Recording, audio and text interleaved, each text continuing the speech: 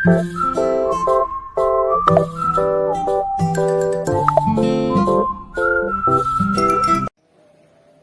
teman-teman, Assalamualaikum. Selamat siang, pagi, sore, dan malam kapanpun teman-teman mengakses video saya ini. Di sini saya akan memperkenalkan sedikit mengenai kelompok 1 metodologi penelitian yang terdiri dari 8 orang, yaitu 1. Anissa Faradila 001, 2. Vivi Adinisi 002, saya sendiri, 3. Fiza Diah Delivia 014, 4. Firdiana Nurul Ica 015, 5. Clara Alverina Hendro 019, 6. Amelia Vira Akila 021, yang ketujuh Rizka Dwi Safitri 035, yang ke-8 yang terakhir Khairun Nisa 038. Baiklah teman-teman, ayo mulai menyimak video bab 1 mengenai pengertian penelitian bisnis ini. Ayo mulai menyimaknya. Di sini saya akan menjelaskan tentang definisi dari penelitian bisnis. Penelitian bisnis dapat didefinisikan sebagai usaha sistematis dan terorganisasi untuk menyelidiki masalah yang spesifik yang dihadapi dalam dunia kerja yang membutuhkan solusi. Penelitian bisnis ini terdiri atas rangkaian langkah yang direncanakan dan dilakukan untuk menemukan jawaban bagi persoalan yang menjadi perhatian manajer dalam lingkungan kerja. Keseluruhan proses yang kita usahakan ini untuk memecahkan masalah disebut dengan penelitian. Dengan demikian, penelitian dapat meliputi kegiatan yang dipikirkan dengan baik dan dilakukan secara hati-hati, sehingga membuat manajer mampu mengetahui bagaimana masalah organisasi dapat dipecahkan atau setidaknya dapat sangat diminimalkan. Bagaimanapun, pengambilan keputusan hanya sebuah proses memilih di antara solusi-solusi alternatif untuk memecahkan masalah, dan penelitian membantu untuk menghasilkan alternatif yang berguna dalam pengambilan keputusan yang efektif.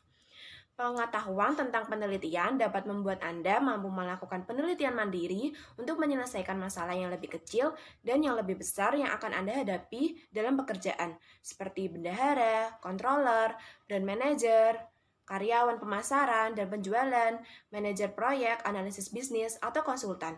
Selain itu, hal tersebut akan membantu Anda untuk membedakan antara studi yang baik dan yang buruk yang dilakukan oleh agen penelitian, dan membedakan antara proposal penelitian yang baik dan yang buruk dari agen penelitian, dan untuk berinteraksi secara lebih efektif dengan peneliti atau konsultan.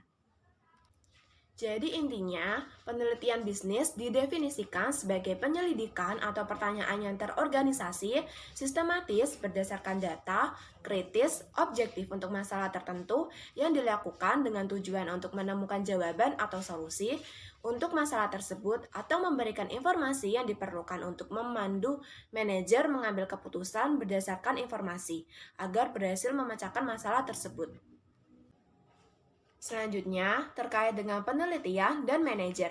Pengalamannya umum bagi semua organisasi adalah bahwa manajer menghadapi masalah, baik besar maupun kecil, yang setiap harinya mengharuskan mereka untuk memecahkan masalah tersebut dengan membuat keputusan yang tepat. Di dalam bisnis, penelitian dilakukan terutama untuk memecahkan persoalan yang problematik atau yang saling terkait antara bidang akuntansi keuangan, manajemen, dan pemasaran. Di dalam akuntansi, sistem, praktik, dan prosedur pengendalian anggaran yang sering diperiksa. Metode biaya persediaan, akselerasi depresiasi, kecenderungan pendapatan triwulan deret waktu, biaya transfer, tingkat pemulihan kas, dan metode pajak adalah sejumlah bidang yang sering diteliti. Penelitian manajemen dapat meliputi yang pertama, studi sikap dan perilaku karyawan. Yang kedua, manajemen sumber daya manusia. Yang ketiga, pengaruh perubahan demografis terhadap praktik manajemen. Yang keempat, manajemen operasi produksi. Yang kelima, formulasi strategi. Dan yang terakhir, sistem informasi dan semacamnya. Sedangkan untuk penelitian pemasaran dapat meliputi yang pertama, pengambilan keputusan konsumen, yang kedua, kepuasan dan kesetiaan pelanggan, yang ketiga, segmentasi pasar, yang keempat, pembuatan perbaikan yang kompetitif, yang kelima, citra produk, iklan, promosi, penjualan, yang keenam, manajemen saluran pemasaran, yang ketujuh, penetapan harga, dan yang kedelapan, pengembalian produk baru. Selanjutnya, beberapa bidang yang dapat diteliti di dalam bisnis yaitu yang pertama, perilaku karyawan, misalnya kinerja, absensi, dan pergantian. Yang kedua, sikap karyawan, misalnya kepuasan kerja, loyalitas, dan komitmen organisasi. Yang ketiga, kinerja supervisor, gaya kepemimpinan manajer, dan sistem penilaian kinerja. Yang keempat, seleksi, rekrutmen, penelitian, dan retensi karyawan. Yang kelima, validasi sistem penilaian kinerja. Yang keenam, pilihan manajemen sumber daya manusia dan strategi organisasi. Yang ketujuh, evaluasi dari pusat penilaian atau assessment center. Yang kedelapan, tingkat dinamika dan tingkat kesalahan dalam penilaian kinerja manusia, dan seterusnya. Baiklah, di sini saya akan melanjutkan menerangkan mengenai jenis penelitian bisnis, terapan, dan dasar. Penelitian dapat dilakukan untuk dua tujuan berbeda.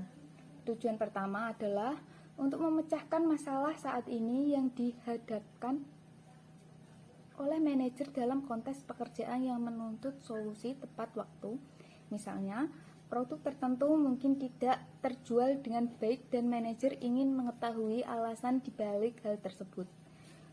Untuk mengambil tindakan perbaikan, penelitian semacam itu disebut penelitian terapan. Tujuan lain adalah untuk menghasilkan pokok pengetahuan dan perubahan memahami sepenuhnya bagaimana masalah tertentu yang terjadi dalam organisasi dapat diselesaikan. Hal ini disebut penelitian dasar. Kesimpulannya, dengan demikian, penelitian yang dilakukan dengan maksud untuk menerapkan hasil temuan guna memecahkan masalah spesifik yang saat ini sedang dialami perusahaan tersebut penelitian terapan. Penelitian yang dilakukan terutama untuk memberikan kontribusi bagi pengetahuan yang sudah ada disebut penelitian dasar. Penemuan dari penelitian semacam itu kontribusi terhadap pengembangan pengetahuan dalam berbagai bidang bisnis fungsional. Pengetahuan seperti itu ketika dihasilkan biasanya akan diterapkan dalam lingkungan organisasi untuk memecahkan masalah. Selanjutnya, penelitian terapan. Contoh beberapa ide penelitian bisnis. Yang pertama, produk import garam Apple menyumbang kesuksesan perusahaan tersebut pada tahun-tahun belakang ini, membantu meningkatkan penjualan dari 5 miliar dolar di tahun 2001 menjadi 32 miliar dolar di tahun fiskal 2008 yang berakhir pada 30 September. Pertambahan rata-rata alat pemular musik player tersebut lebih dari 200% di tahun 2006 dan 2007, sebelum menurun hingga 6% di tahun 2008. Satu alasan pada penurunan penjualan tersebut adalah bahwa pemilik import melihat hanya ada sedikit alasan atau bahkan tidak ada alasan untuk mempengaruhinya, terutama dengan melemahnya ekonomi. Next. Oleh karena itu, beberapa analisis percaya kuartal pertama di tahun 2008 akan menjadi kuartal pertama sejak iPod pertama kali dikeluarkan di tahun 2001, bahwa penjualannya akan menurun dari kuartal awal tahun. Terlebih lagi, mereka meyakini bahwa jumlah iPod yang terjual akan merosot 12% di tahun 2009 hingga sekitar 43 juta unit. Kenyataannya, hanya kelompok terbatas yang menginginkan iPod atau alat pemutar musik lainnya.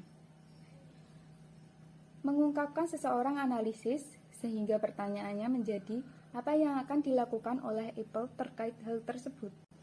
Yang kedua, ketika para konsumen Tiongkok semakin kaya, mereka bersedia mengeluarkan lebih banyak uang untuk minuman yang lebih mahal, namun juga lebih sehat. Perusahaan Tiongkok, China Huiyuan Juice Group, telah mengambil manfaat dari nama merek yang kuat sehingga menjadi perusahaan minuman nakel dan sari buah 100% di Tiongkok. China Huiyuan Juice Group ingin tumbuh lebih besar, namun perusahaan tersebut kekurangan jaringan distribusi, sumber keuangan, dan manajemen untuk melakukan sebagai usaha untuk membuat varian untuk keberadaan pada salad food, pasar minuman yang tumbuh paling cepat di dunia. Next, Coca-Cola telah mengumumkan bahwa perusahaan tersebut ingin mengambil China Huiyuan Juicy Group. 3 pemegang saham utama Huiyuan dengan kepemilikan saham kolektif 66% di perusahaan Tiongkok tersebut telah menerima penawaran dari Coca-Cola. Apakah kedua perusahaan akan mendapat keuntungan dari merger tersebut tidak dapat dipastikan. Merger dapat berhasil atau gagal. Penelitian terkini telah menunjukkan bahwa perbedaan budaya dapat menjadi penyebab utama masalah pasca merger. Penelitian dasar atau fundamental, yaitu di mana pengetahuan dihasilkan untuk memahami sebuah fenomena ketertarikan bagi peneliti.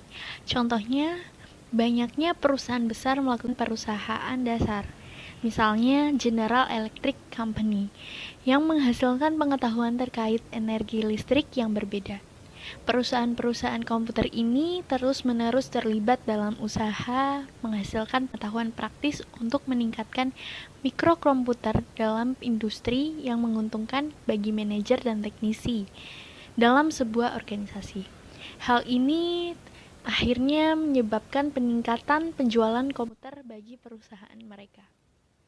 Penelitian dasar atau fundamental memiliki tujuan utama, yaitu untuk menghasilkan lebih banyak pengetahuan dan pemahaman terhadap fenomena ketertarikan dan membangun teori-teori dari hasil penelitian tersebut. Perbedaan utama antara penelitian terapan dengan penelitian dasar. Penelitian terapan dilakukan khusus untuk memecahkan masalah saat ini. Sedangkan penelitian dasar memiliki tujuan lebih luas untuk menghasilkan pengetahuan dan memahami fenomena serta masalah yang terjadi dalam berbagai lingkungan organisasi. Namun, kedua penelitian ini tetap dilakukan dengan cara ilmiah, sehingga hasil atau temuan yang dihasilkan dapat dijadikan dasar untuk menyelesaikan masalah yang diteliti secara efektif. Manajer dan konsultan. Manajer dengan pengetahuan penelitian mempunyai kelebihan dibanding manajer yang tidak memilikinya. Meskipun kita mungkin tidak melakukan penelitian apapun sendiri sebagai seorang manajer, kita perlu memahami, memperkirakan, dan mengendalikan peristiwa yang merugikan organisasi. Misalnya sebuah produk yang baru dikembangkan mungkin tidak dapat diluncurkan atau suatu investasi keuangan tidak dapat dibayar seperti yang diharapkan. Alasan mengapa manajer profesional saat ini perlu mengetahui tentang metode penelitian adalah bahwa mereka akan menjadi lebih mampu membedakan ketika menyaring sebaran informasi dalam jurnal-jurnal bisnis.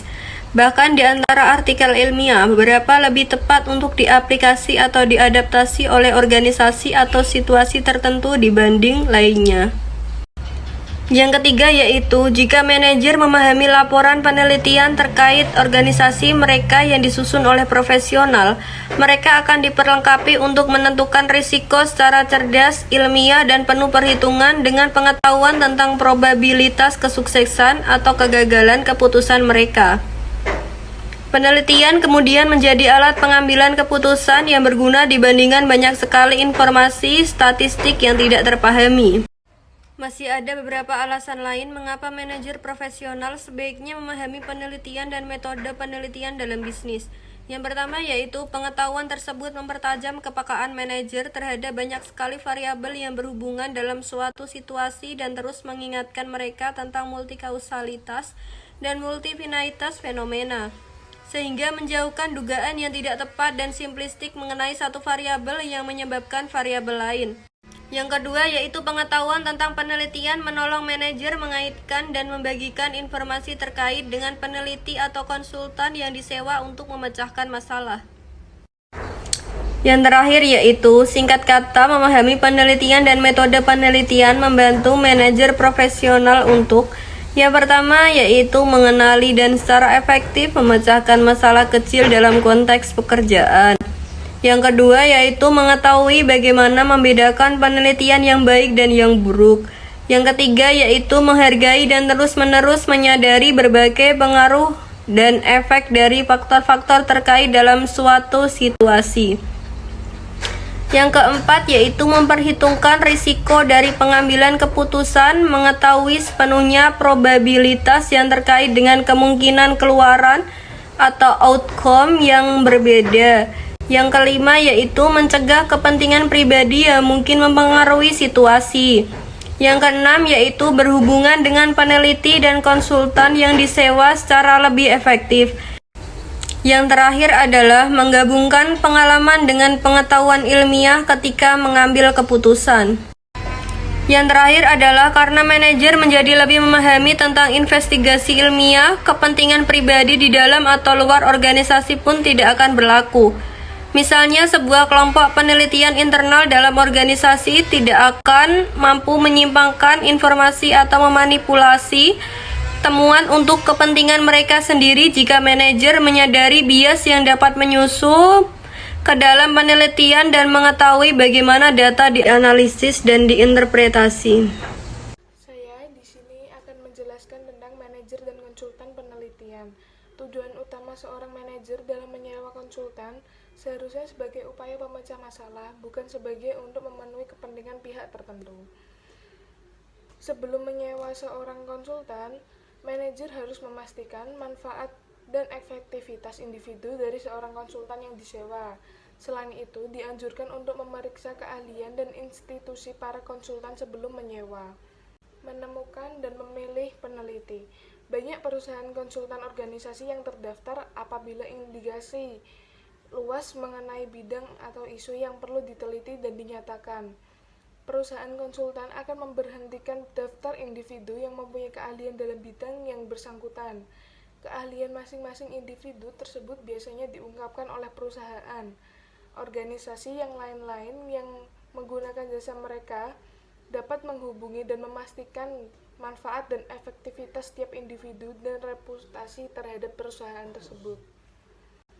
Dan saya akan menjelaskan hubungan manajer dan peneliti. Manajer sangat perlu berurusan dengan konsultan.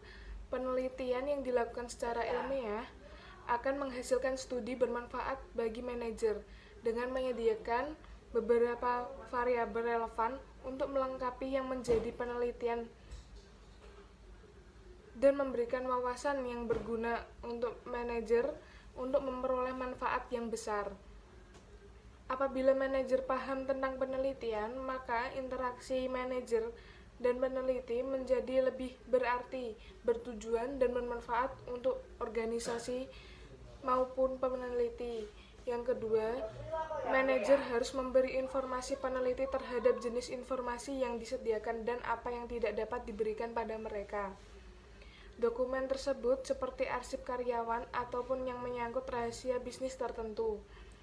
Peneliti dan manajer perlu mengetahui batasan. Sejak semula, peneliti mungkin bisa mengidentifikasi cara-cara alternatif untuk meneliti masalah dan mendesain penelitian dalam cara sedemikian untuk menggali jawaban yang diperlukan. Dan dengan memperjelas batasan-batasan tersebut, manajer juga memastikan bahwa kecocokan dalam sistem nilai pihak manajemen dan konsultan. Hal tersebut dapat menghindari dari benturan ideologi manajemen dan tim peneliti. Klarifikasi masalah memberi tim peneliti untuk menerima penugasan dan mencari alternatif dalam menangani masalah. Selanjutnya, konsultan atau peneliti internal versus eksternal. Konsultan atau peneliti internal. Sejumlah organisasi mempunyai departemen konsultan atau peneliti sendiri yang dapat disebut Departemen Layanan Manajemen, Departemen Organisasi dan Metode, R&D atau yang lainnya. Departemen tersebut berperan sebagai konsultan internal bagi subunit dalam organisasi yang menghadapi masalah tertentu dan memerlukan bantuan. Unit organisasi semacam ini, jika ada, akan bermanfaat dalam beberapa hal dan meminta bantuannya akan bermanfaat dalam beberapa situasi, tetapi tidak dalam situasi lain. Manajer seringkali harus memutuskan apakah akan menggunakan peneliti internal atau eksternal untuk membentuk keputusan Manajer harus mengetahui kekuatan dan kelemahan keduanya dan mempertimbangkan keuntungan dan kerugian menggunakan salah satu berdasarkan kebutuhan dari situasi tersebut. Beberapa kelebihan dan kekurangan dari tim internal dan eksternal dibahas berikut ini. Kelebihan konsultan atau peneliti internal. Setidaknya terdapat 4 keuntungan dalam menggunakan tim internal untuk melakukan proyek penelitian.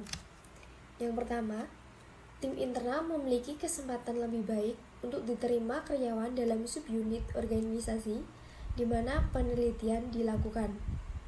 Yang kedua, tim memerlukan waktu yang jauh lebih sedikit untuk memahami struktur, filosofi, dan situasi, serta fungsi dan sistem kerja organisasi.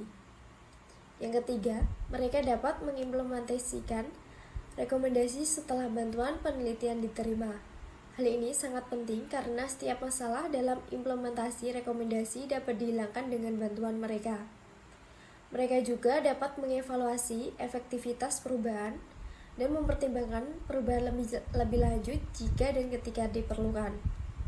Keempat, untuk departemen yang memerlukan bantuan dalam pemecahan masalah, tim internal menghabiskan biaya jauh lebih sedikit dibandingkan tim eksternal, sebab mereka hanya membutuhkan sedikit waktu untuk memahami sistem tersebut. Untuk kekurangan konsultan atau peneliti internal, terdapat kekurangan tertentu dalam menggunakan tim peneliti internal untuk tujuan pemecahan masalah. 4 hal yang paling penting adalah, yang pertama, dalam konteks masa kerja mereka yang panjang sebagai konsultan internal, tim internal memiliki cara pandang stereotip dalam melihat organisasi dan masalahnya. Hal tersebut akan menghalangi dan perspektif baru yang mungkin diperlukan untuk mengatasi masalah. Kedua, koalisasi kekuasaan tertentu dalam organisasi memiliki kesempatan untuk memengaruhi tim internal agar menyembunyikan, menyimpangkan, atau mengubah fakta tertentu.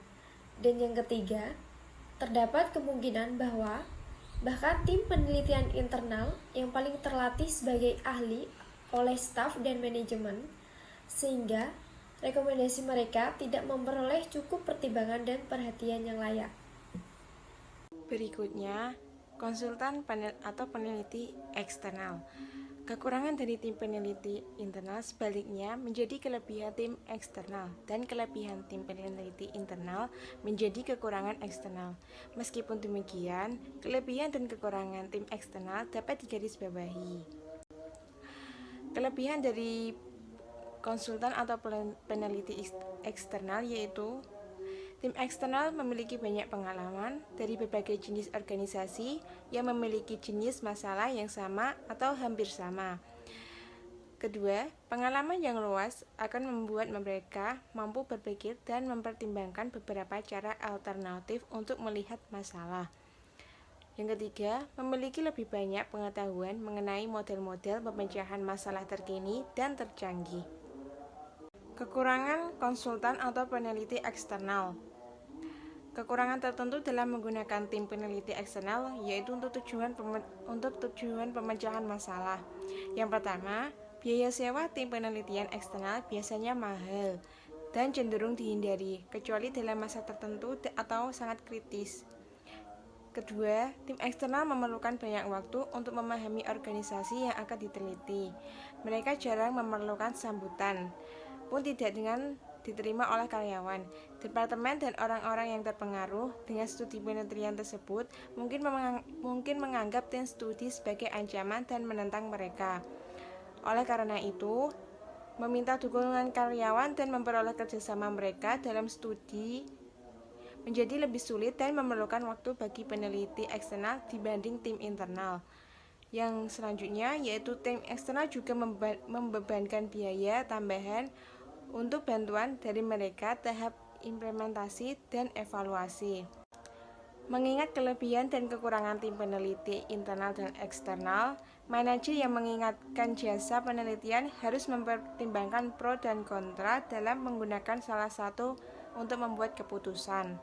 jika sangat rumit atau jika kemungkinan masuknya kepentingan pribadi, dan bila keberadaan organisasi menjadi taruhannya karena suatu masalah, lebih sangat disarankan untuk menggunakan peneliti eksternal, meskipun biayanya lebih mahal.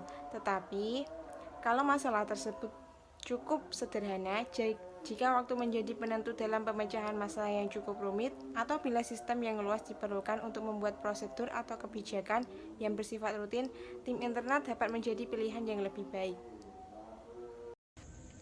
Selanjutnya ada pengetahuan tentang metodologi penelitian dan pengertian. Nah, pada perbandingan keuntungan dan kerugian tim internal dan eksternal menolong manajer membuat keputusan mengenai bagaimana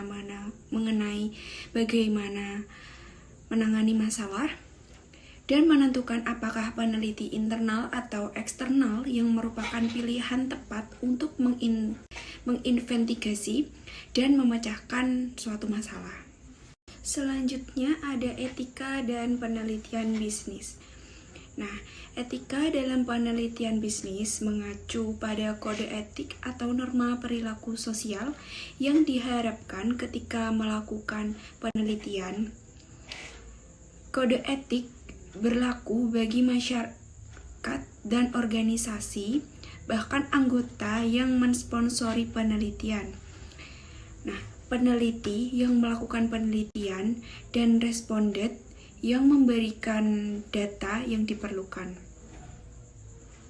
Ketaatan terhadap etika dimulai dengan orang yang mengadakan penelitian, yang harus melakukan dengan sungguh-sungguh, memperhatikan indikasi hasil penelitian, melepaskan ego, dan mengejar kepentingan organisasi alih-alih diri sendiri. Kode etik juga harus dicerminkan dan dalam perilaku peneliti yang melakukan investigasi, partisipan yang memberikan data, analisis yang memberikan hasil, dan seluruh tim penelitian yang menyajikan interpretasi hasil dan menyarankan solusi alternatif.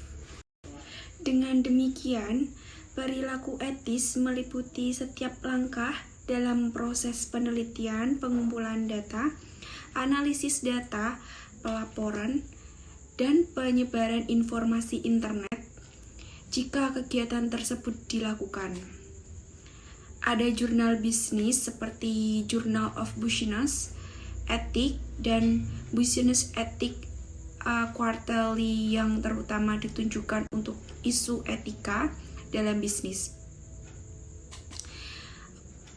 American Psychological Association telah menyusun pedoman tertentu untuk melakukan penelitian, memastikan bahwa penelitian organisasi dilakukan dengan cara yang etis dan kepentingan semua orang dinaungi. Sekian presentasi dari kelompok kami. Terima kasih. Wassalamualaikum warahmatullahi wabarakatuh.